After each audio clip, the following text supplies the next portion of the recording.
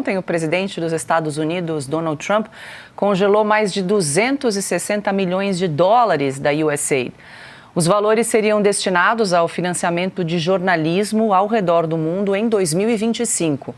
A informação foi revelada pela ONG internacional Repórteres Sem Fronteiras. Segundo a organização, a interrupção do financiamento representa um risco para o jornalismo independente e livre, principalmente em países com repressão política.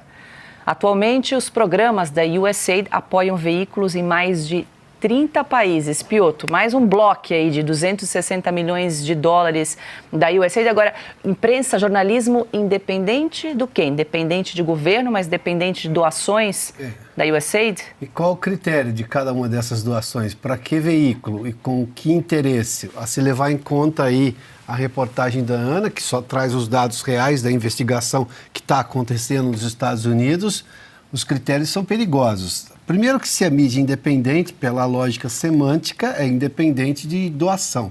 Vai se virar. Ah, mas eu recebo porque lá atrás eu tenho um regime autoritário e esse aqui está lutando em prol da democracia. Daí eu vou no segundo ponto. Qual o critério da USAID? Pelo que a gente está vendo, eram os piores possíveis. Ou seja, não estou financiando um veículo que está sendo perseguido num regime autoritário, por exemplo, na Coreia do Norte, ou mesmo na Rússia, ou mesmo na China. Não, ninguém é contra que esse veículo exista, desde que ele vá lá realmente defender a democracia. Mas olha aqui no Brasil, qual é o argumento de todos esses opressores que dizem não, sem anistia, que dizem, olha, houve um ataque à democracia brasileira, houve um golpe no dia 8 de janeiro, eles dizem que estavam todos defendendo a democracia. Imagina, estou falando um bem intencionado, nem estou dizendo que esse foi o caso. Imagina um bem intencionado agente lá em Washington da USAID. Ele fala, olha, esse veículo aqui está procurando defender a democracia. Qualquer um desses que atacaram os veículos democráticos e que exerciam a função de defender o jornalismo de verdade. Esse dinheiro ia parar no nome, nesses locais todos, desses sites novos, sei lá o que, essa coisa toda. Ou seja, é muito perigoso uma agência começar a financiar esse tipo de coisa, porque qual é o nível de informação? Se é que tem informação e seria movida a bom senso, mas o fato é que não se tem essa certeza. Muito pelo contrário, as provas são no sentido de que, sim, havia desejo de manipular em nome de uma causa, e não a causa da democracia, muito menos do bom jornalismo. 117 mil telas, hein, Augusto? Muita gente acompanhando Sem Filtro, de olho nesse assunto. Olha só, há algum tempo, deixa eu pegar a data aqui, já foi, acho que 2014, uma coisa dessa.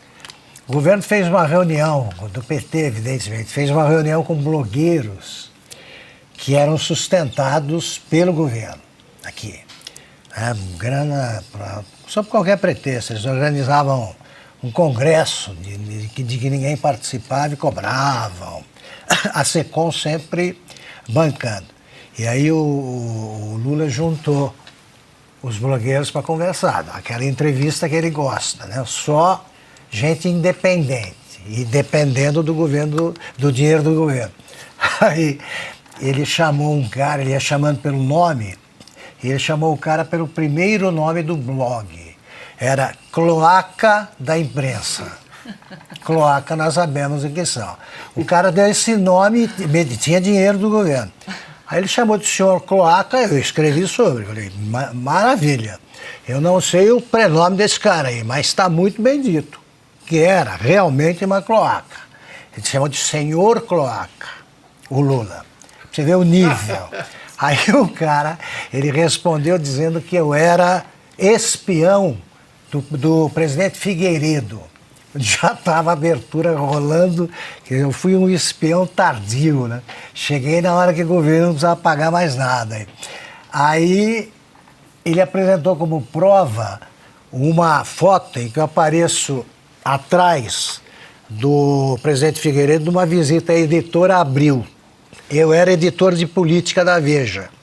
E quando o Figueiredo foi visitar, eu cheguei perto e fui tentando me aproximar da roda principal, né? Que estava o Vitor Tivita, Roberto Tivita, o Guzzo, o Hélio ali. E o Pedro Martinelli, que era o fotógrafo, falou, fiz uma foto só tua para você aparecer como papagaio de pirata. E eu apareço como papagaio de pirata, sim. Era a foto de que eu era espião. A prova. A prova do senhor Cloaca. Isso aí ainda circula na internet, você procurar, tá lá. A prova de que era espião do... Não sei o que ia espionar onde eu trabalhava, mas eu era espião do governo Figueiredo. E esse cara acabou, o senhor Cloaca, com o fim da mesada, sumiu. Eu acho que está na hora dele voltar, pô. Tá precisando de apoio o governo. Ele que foi chamado do Palácio do Planalto, senhor Cloaca. Ana, para finalizar aqui... Paula, eu vejo que nas próximas semanas, eu vou fazer essa previsão. Eu acho que vai ter muita gente atacando todos nós, porque, olha, quase 120 mil telas.